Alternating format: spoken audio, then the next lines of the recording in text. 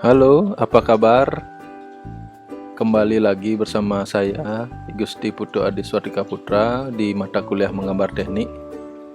Di kesempatan kali ini kita akan membahas bab pendahuluan dulu, dasar-dasar menggambar teknik. Nah, apa itu gambar teknik? Gambar teknik merupakan suatu gambar yang dijadikan media komunikasi seorang ahli teknik dalam membuat dan merancang sebuah desain atau perencanaan. Kalau kita di teknik sipil, gambar teknik itu bisa dibuat atau digambar setelah kita mengetahui area dari suatu tanah tempat bangunan ini akan dibangun. Jadi gambar teknik umumnya dikerjakan atau selama proses desain atau perencanaan. Nah, itulah yang menjadi acuan nanti kita dalam melakukan pembangunan. Nah, terus apa saja yang harus diperhatikan dalam gambar teknik? Yang harus diperhatikan itu ada jadi keterangan di gambar itu harus mendetail. Apa saja keterangan itu? Keterangan itu biasanya ada keterangan ukuran, panjang, ukuran lebar, nama ruangan, ada mungkin material yang digunakan di suatu pekerjaan. Nah, itu semua harus jelas dan mendetail dia keterangannya.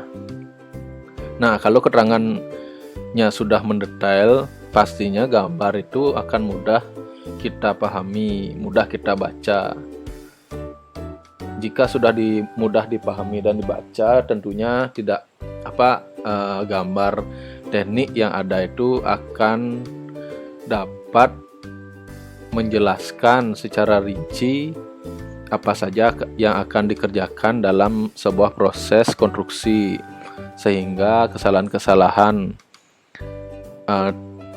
pada proses pelaksanaan itu dapat diminimalisir. Kita lanjut, apa itu fungsinya gambar teknik itu? Yang pertama, sebagai penyampaian informasi seperti tadi yang sudah sepintas kita paparkan. Penyampaian informasi yang dimaksud di sini adalah yaitu tadi. Nah, ini coba kita lihat. Di sini ada gambar denah 3 dimensi.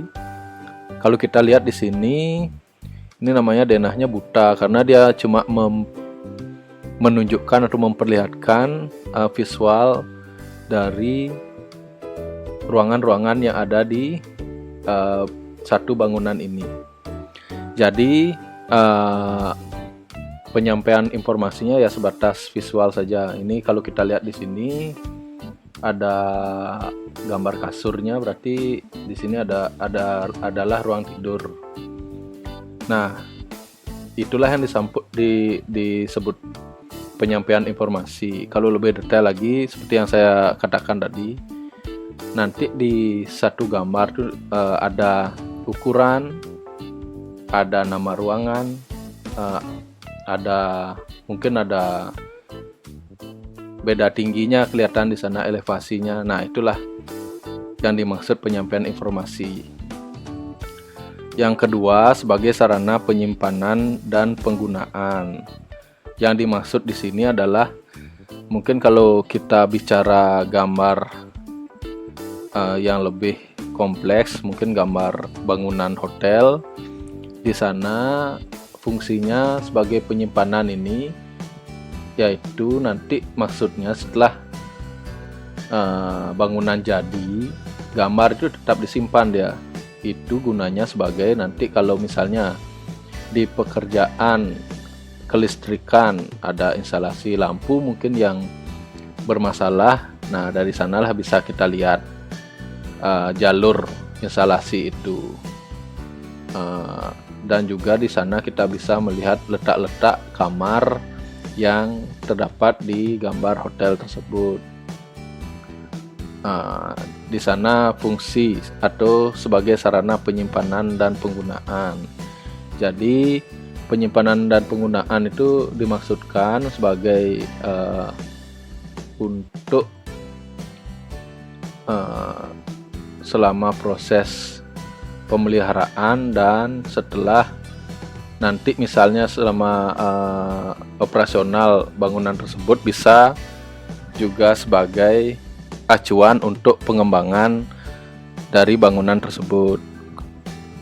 Terus yang ketiga adalah sebagai konsep awal dari perencanaan. Nah, di sini maksudnya konsep awal perencanaan, biasanya kita dari gambar teknik itu sudah bisa mendesain secara istilahnya secara kasar dia. Jadi dikatakan konsep awal perencanaan. Nanti dari gambar yang sudah dituangkan secara kasar itu baru kita akan memplot lebih detail lagi di gambarnya. Mungkin dari gambar denah ini nanti lebih didetailkan lagi apa saja penyusun materialnya, berapa ketinggian temboknya. Nah, itu nanti kalau di awal mungkin cuma ada ukuran sama bentuk-bentuk ruangannya saja. Nah, terus karena kita di sini akan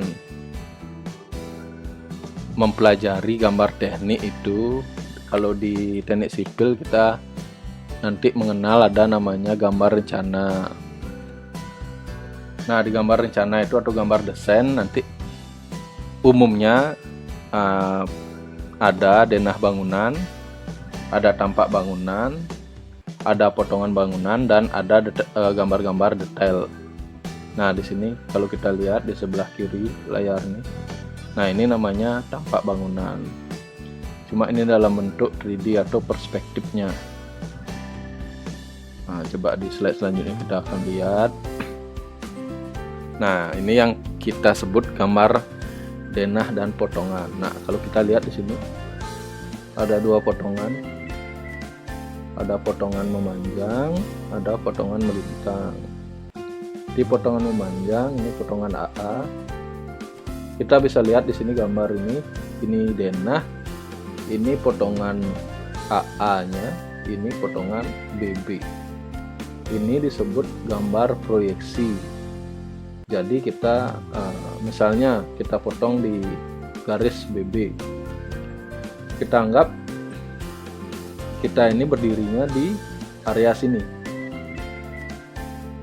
Jadi yang kena garis potong ini kita proyeksikan, ya ini dia jadinya. Ini di ruang tidur 1 kena yang bagian ini. Terus di sebelahnya ada ruang keluarga. Nah, ini dia.